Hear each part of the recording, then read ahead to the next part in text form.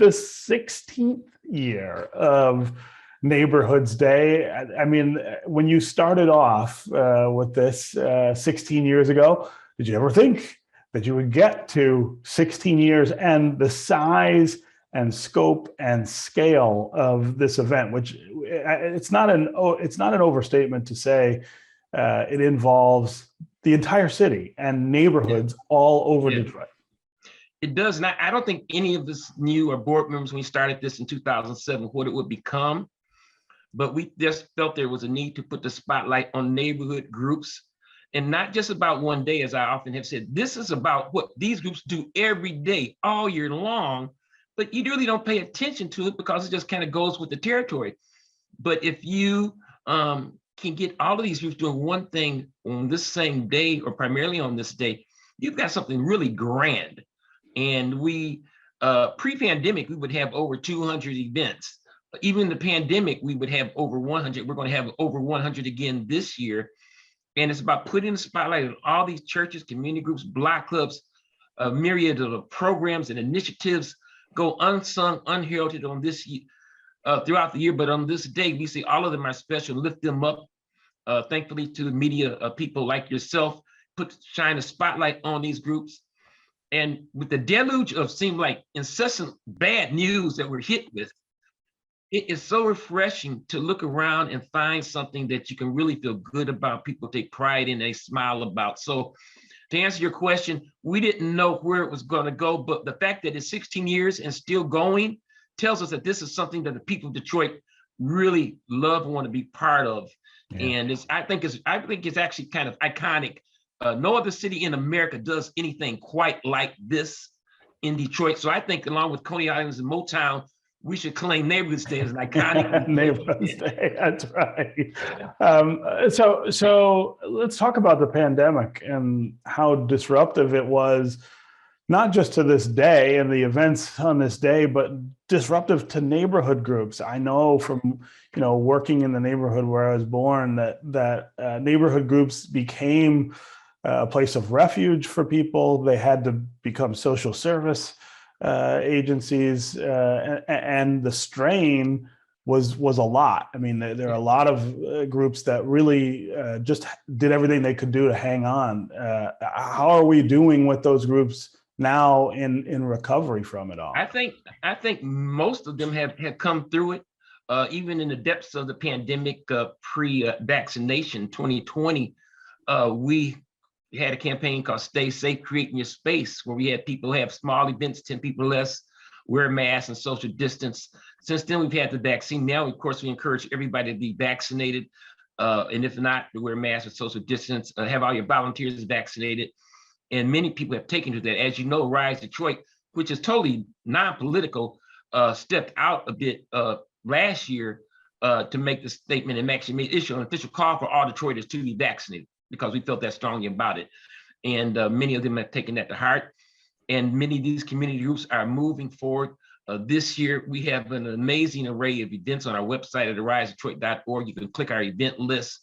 And it's a stunning amount of energy that people are applying, beautification projects, cleanup projects, but also health fairs and concerts and festivals and book fairs and food supply giveaways and school supply giveaways.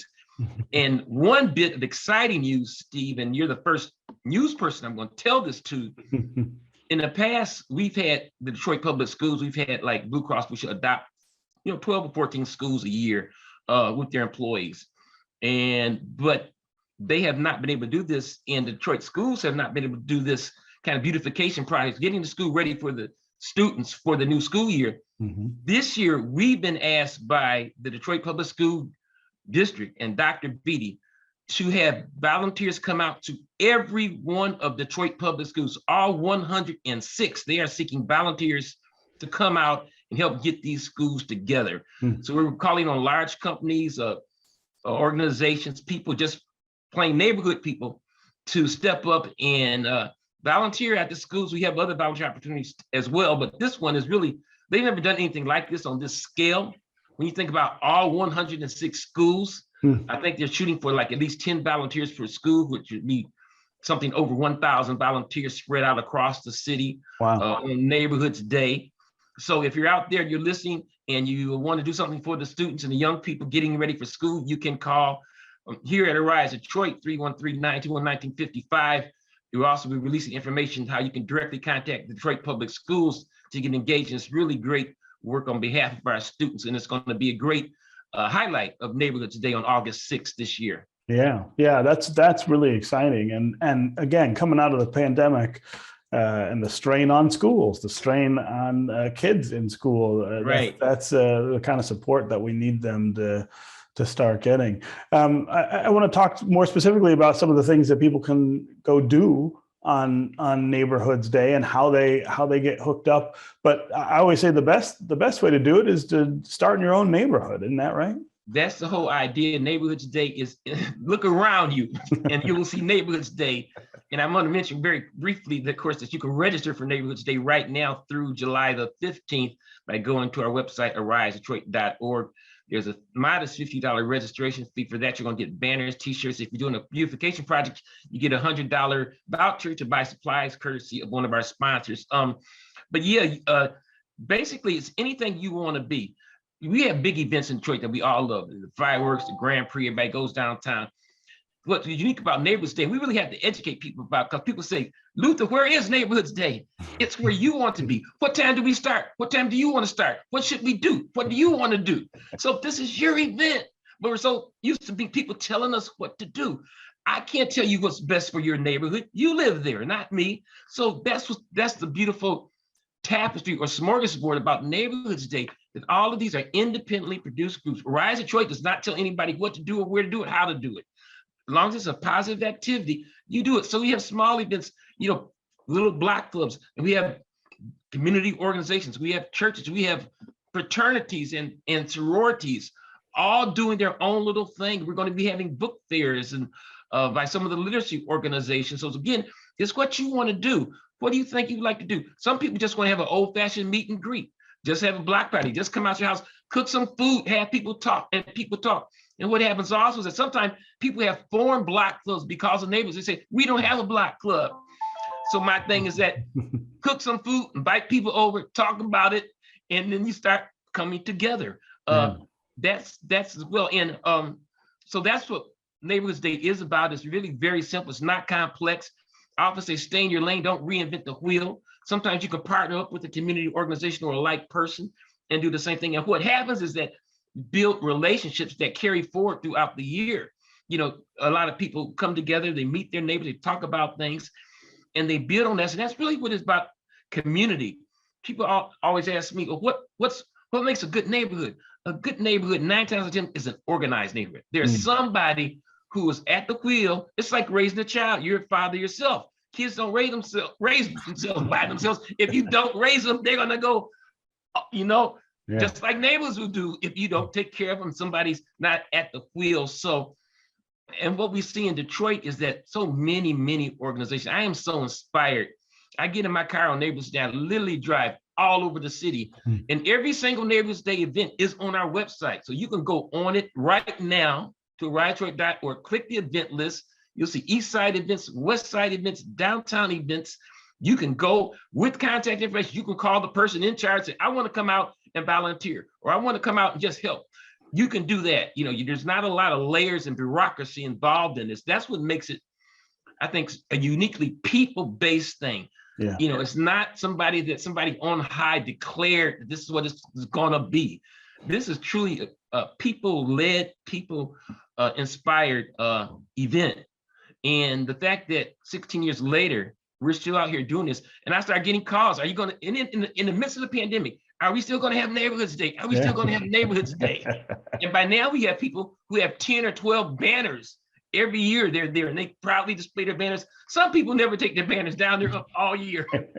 So it's a wonderfully inspiring event, but it's not just a picnic. I called it this year. I called it a day of pride and neighborhood power, because these people are working. Neighborhoods Day literally, and I'm not overstating this, Neighborhoods Day literally changes Detroit, because trash is removed, houses are painted, kids get books, people are fed, things get done. So the city is not the same city after Neighborhoods Day. It's a better city.